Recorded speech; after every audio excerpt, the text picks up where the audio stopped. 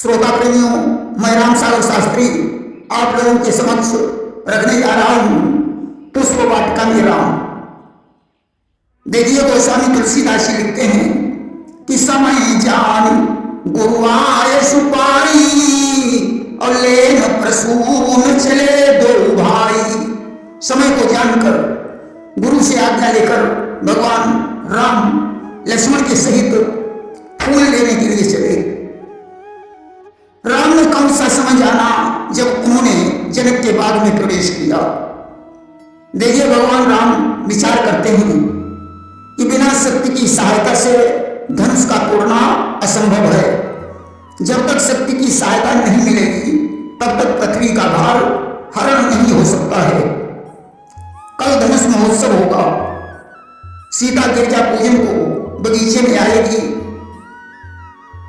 उसी समय यदि गुरु जी फूल मंगाए तो सीता जी से मुलाकात हो जाए। अस्तु आज वही समय आ गया। दूसरी बात, राम सोचते हैं कि जब से स्वर्ग छोड़कर आए हैं तब से आज तक सीता के दर्शन नहीं हुए। आज बगीचे में उसके दर्शन हो जाएंगे।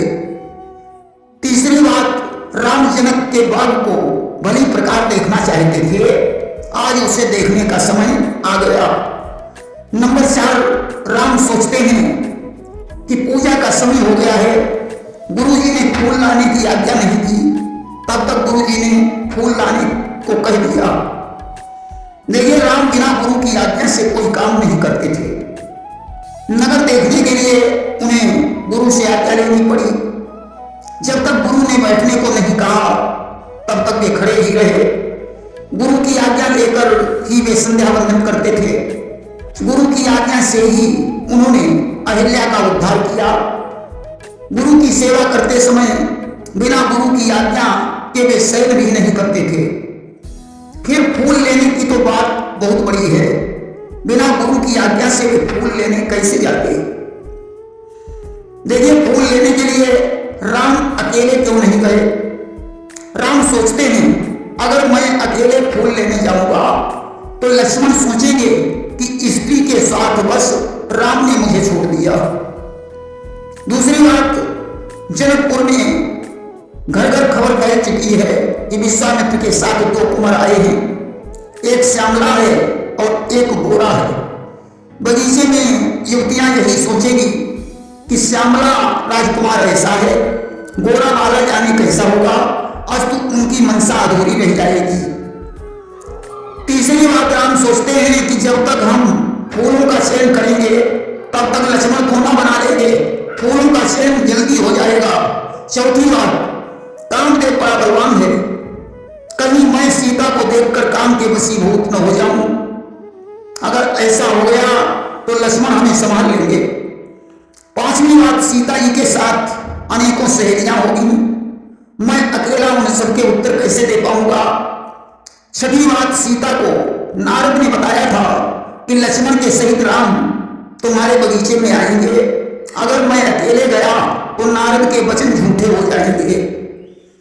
सातवीं बात, महर्षि वाल्मीकि जी ने अपनी रामायण में ऐसा भविष्य लिख रखा था कि एक दिन राम बाग में आई असहज सुभाए लखन संग लई।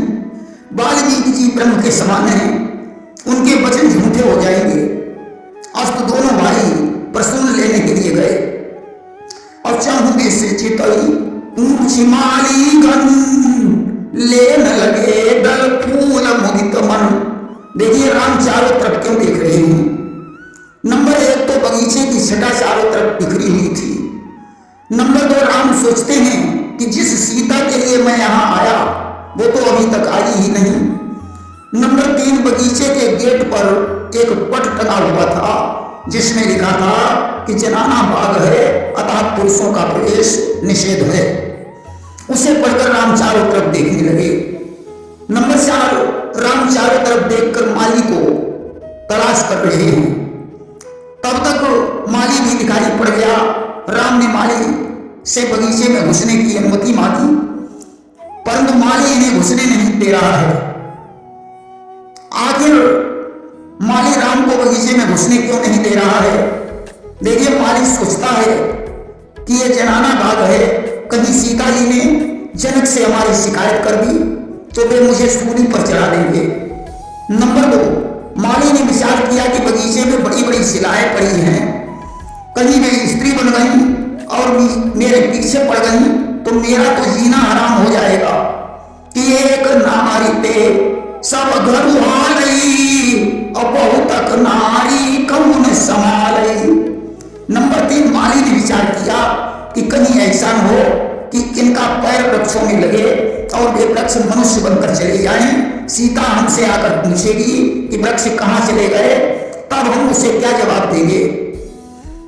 नंबर 4, माली विचार करता है कि इनका चंद्रमुख समझकर फूल हंसेंगे परंतु सूर्य के समान तेज से वे चल जाएंगे, इन्हें एक भी फूल नहीं मिल पाएगा। नंबर 5, हंस इनके दांतों को मोती समझ लेंगे, चकोर पक्षी चंद्रमा समझकर इनके मुखमंडल पर टूट पड़ेंगे, अनार के फल के समान इनके होंठ देखकर तोते भी आक्रमण कर देंगे, बगीचे के अंदर इनकी दुर्दशा हो जाएगी। नंबर 6, इनके कोमल हाथ में कहीं झटका देकर फूल तोड़ा तो इनकी कलाई मुरक सकती है, गुलाब का फूल तोड़ने में इनकी उंगली में कांटा चुभ जाएगा। नंबर 7, मालिक सोचता है कि दोनों राजकुमार कितने सुंदर हैं, अगर हम इन्हें फूल तोड़ने की आज्ञा दे देंगे तो ये फूल तोड़कर रुकेंगे नहीं, इसलिए उस सुंदर सेब का पान कर रहा है। नंबर 8, मालिक सोचता है कि दोनों राजकुमार बड़े सुंदर हैं, उधर सीता जी भी बड़ी सुंदर हैं, कहीं ऐसा न हो कि दोनों धर्म को भूलकर काम के वशीभूत हो जाएं। अंततोगत्वा जब राम ने माली से बार बार निवेदन किया तो उसने फूल तोड़ने की आज्ञा दे दी। या सुपाई राम युक्त लक्ष्मण और लेने लगे दल फूल मुदित मन। आज दोनों भाई फूल तोड़ने लगे। उसी समय सखियों के सहित गिरजा पूजन के लिए सीता जी आ गई कि पूजा की सहित अनुराग तो निजे अनुरूप सुभग वर मांगा। उसने गौरी जी की पूजा करके अपने अनुरूप सुंदर वर मांगा। देखिए राम काले हैं, सीता जी गोरी हैं, अनुरूप कैसे बनेगा कि रंग रंग के शत्रु हैं, रंग रंग के मित्र, रंग रंग के रंग हैं, रंग रंग के चित्र। श्याम और गौ दोनों मित्र हैं जिनके मिलने से शोभा दूनी हो जाती है। गोरे को काला और काले को सफेद वस्त्र पहनने से शोभा दूनी हो जाती है। काले पट पर लिखने के लिए काली नहीं बल्कि श्वेत स्याही की जरूरत होती है। चूना सफेद और हल्दी पीली होती है, परंतु आपस में मिलने से एक नया रंग बन जाता है। जैसे राधा के रंग की छाया जब कृष्ण पर पड़ती है तो श्यामला रंग हरित रंग में बदल जाता है। और सी सकल जानत यह रागा और इसलिए निजे अनुरूप सुभग वर मांगा। नंबर 2, राम का मुख चंद्र के समान है, सीता जी पपीही के समान है। राम अगर जल रूप हैं तो सीता जी नींद के समान है। राम अगर आत्मा रूप हैं तो सीता शरीर के समान है। और दो न मिले बनई वर भागा और इसलिए निजे अनुरूप सुभग वर मांगा। नंबर 3, राम ब्रह्म है, सीता माया है। दोनों नर लीला करने के लिए आए हैं और लीला हेतु जोड़ी रही धागा और निजे अनुरूप सुभग वर मांगा। नंबर 4, स्त्री जाति को शिक्षा देने के लिए सीता ने स्त्री रूप धारण किया और पुरुषों को शिक्षा देने के लिए राम ने मनुष्य का तन धारण किया। असिय को प्रेम राम महुलागा निज अनुरूप सुभग वर मांगा। नंबर 5, सीता आदि शक्ति है, राम ब्रह्म। दोनों भूमि का भार हरने के लिए आए हैं और सोई भाव सीता उर जागा और निजे अनुरूप सुभग वर मांगा। नंबर 6, लक्ष्मी जी ने भगवान विष्णु से वरदान मांगा था कि मेरा जन्म जहां कहीं भी हो आप ही हमारे पति बने। वही विष्णु राम बनकर आए लक्ष्मी जी सीता बनी। अब तो ये सोई बनो रहो अनुरागा, और निजे अनुरूप सुभग बर मांगा।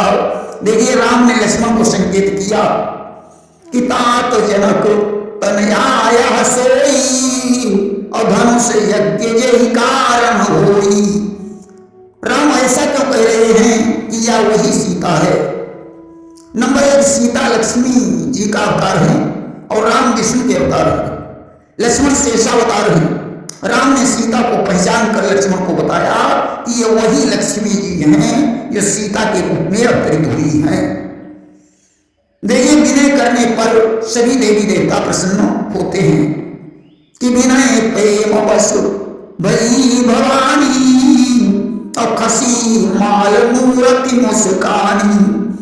जहां एक से अधिक स्त्रियां होती हैं वहां तो ठहाका मारकर हंसती हैं, यहाँ मूर्ति मुस्कुराई क्यों, हंसी क्यों नहीं?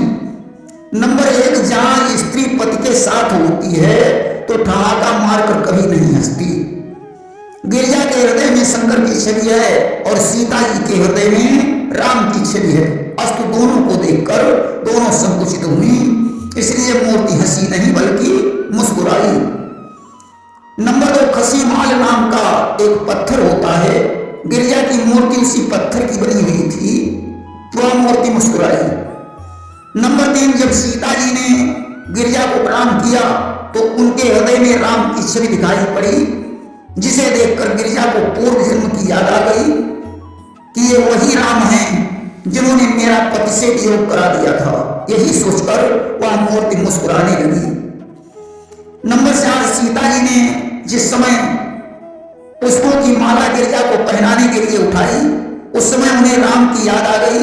मन राम के चरणों में लग गया। सीता जी ने बेखबर होकर जब वह माला पहनाई तो ठीक से गले में नहीं पड़ पाई, माला पृथ्वी पर गिर गई। सीता का ऐसा हाल देखकर वह मूर्ति मुस्कुराने लगी। नंबर पांच, वह मूर्ति अर्धनारीश्वर की थी। सीता ने विचार किया कि अगर माला शंकर के गले में पड़ेगी तो शंकर जी क्रोधित हो जाएंगे, इसलिए उसने पार्वती के अंग में ही डालनी चाहिए, जो ठीक से पड़ नहीं पाई। माला पृथ्वी पर गिर गई और गिरिजा की मूर्ति मुस्कुराने लगी। नंबर छह, गिरिजा ने विचार किया कि जब हमने लक्ष्मी जी से पति का वरदान मांगा था तब इन्होंने हमारी हंसी की थी, आज मैं भी अपना बदला चुकाऊंगी, इसलिए मूर्ति मुस्कुराई। नंबर सात, सीता जी का ध्यान राम में लगा हुआ था, जैसे तैसे गले में डालने के कारण वह माला खिसक कर जमीन पर गिर पड़ी। उसी समय राम की दिव्य मूर्ति सीता जी के हृदय से प्रकट होकर उनका प्रेम देखकर मुस्कुराने लगी। नंबर आठ, गिरिजा के हृदय में शंकर जी की मूर्ति विद्यमान थी। सीता को देखकर वह मूर्ति प्रसन्न होकर मुस्कुराने लगी। नंबर नौ, सीता के हृदय में राम की छवि है और गिरिजा के हृदय में शिव का वास है। माला डालने से धर्म के पथ का नाश होता है, इसलिए गिरिजा ने उसे बीच में ही रोककर सीता से कहा कि ये माला तुम्हें ही समर्पित है, कि मैं विवाह से युक्त हूं, तुम हो अभी कुमार, माला अर्पण तुझे जनक सुता सुकुमार। जानकी जी ने कहा नहीं, इस माला के योग्य तुम ही हो। तो राम शंभु मूर्ति दो न दशा निहार, मुस्कानी मूर्ति दो पतिव्रत धर्म विचार। गिरिजा ने कहा तुम कुंवारी हो, इसलिए ये माला तुम्हें ही समर्पित है। आज तो इस तरीके से वो माला पृथ्वी पर गिर गई। उस समय राम और शंकर की मूर्तियां दोनों की दशा देखकर पतिव्रत धर्म का विचार करके मुस्कुराने लगी। और यहाँ भाव मासक सुखदानी की कसी माल मूर्ति मुस्कानी। आज तो आज हृदय सराहत सी अनुनाई, गुरु समीप गगने दो भाई। दोनों भाई सीता जी की सुंदरता की सराहना करते हुए गुरु जी के पास लौट आए और चले थे। तब कैसे चले थे? इस समय जान गुरुवार सुपाई और ले न प्रसून चले दो भाई। वृंदावन बिहारी लाल की जय।